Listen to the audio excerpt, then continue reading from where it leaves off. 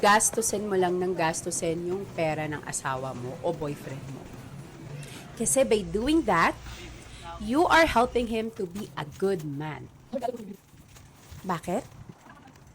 Dahil kapag tinutulungan mo siyang maubos ang pera niya, mas mamomotivate siya na gumawa ng pera ulit. Mas mai-inspire siya na kumita pa. Tinutulungan mo siyang maging successful sa buhay. So yes, walang mali kung gastusin mo ng gastusin yung pera ng asawa mo. Tama yan, girl. Ubusin mo yung pera niya. Kasi hahanap siya ulit ng way para magkapera. Wow. And by doing that, you're making him successful. This is Ingrid at kung gusto mo pang makarinig ng motivational quotes, follow mo lang ako. Mabiral ka.